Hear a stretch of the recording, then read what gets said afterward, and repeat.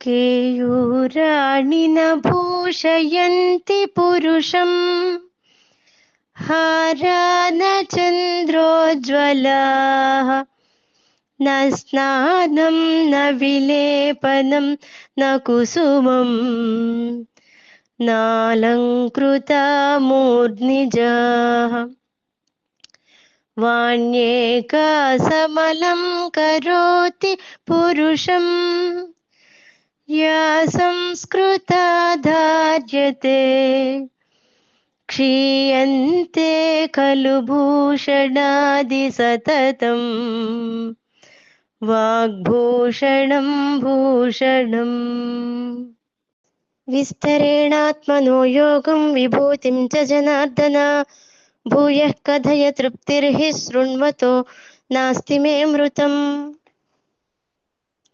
ఓ కృష్ణ, నీ యొక్క యోగ మహిమని, జగత్లీలా విభూతులని సవిస్తరంగా మాకు తెలియజేయి. ఎందుకంటే నీ అమృత వాక్కులను వింటున్న కొద్దీ ఇంకా ఇంకా వినాలని అనిపిస్తోంది అని శ్రీకృష్ణుణ్ణి అర్జునుడు అడుగుతూ, శ్రీకృష్ణమూర్తి సాక్షాత్తు పరమేశ్వరుడే కాబట్టి లోకాలన్నీ అతని కుక్షిలోనే ఉన్నాయి. అలాంటప్పుడు ఇంకా ఆయా లోకాలలో అతనికి చేయవలసిన కార్యం కానీ పొందవలసిన వస్తువు కానీ ఏముంటుంది? ఆయనకి ఇంకేం ఉండదు. అయినప్పటికీ కరుణామయుడైన భగవానుడు భక్తుల యొక్క రక్షణ కోసం అనేక అవతారాలెత్తి ప్రజలకు అనేక రకమైన ఉపకరించేటువంటి అనేక కర్మలను చేస్తూ వస్తున్నాడు. వాస్తవానికి నిరాకారుడైన సాకార రూపం ధరించి ప్రజలలో కలిసిమెలిసి ఉంటూ వాళ్లకు ధర్మాలని తత్వరహస్యాలని బోధించి ముక్తి మార్గాన్ని తెలియజేస్తున్నాడు. ప్రతి జీవి పూర్ణమైన సుఖాలను కోరుకుంటాడు. కానీ ఆ సుఖం ఎక్కడుంది? అది ఎలా లభిస్తుంది? కనిపించేటువంటి వస్తువులలో విషయ భోగాలలో ఉండేటువంటి సుఖం ఇదేది కూడా శాశ్వతం కాదు. అది క్షణిక సుఖం, పైగా దుఃఖ మిశ్రితం. ఆ సుఖం కలిగినప్పుడు ఆనందం, అది పోయిన తర్వాత మళ్ళీ బాధ. పరిపూర్ణ సుఖాలు కావాలంటే ఏమి చేయాలి అంటే, బ్రహ్మానందాన్ని, నిత్యము నిరతిశయ ఆనందాన్ని పొందాలంటే ఏమి చేయాలి? ఈ విషయాలకు సమాధానాలు నీ అమృత వాక్కులతో వినాలని ఉంది అని చెప్తున్నాడు.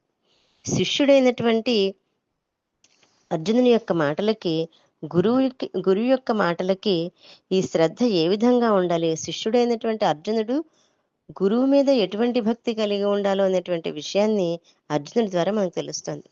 గురువు యొక్క మాటల మీద ఉండే శ్రద్ధ ఈ విధంగా ఉండాలి.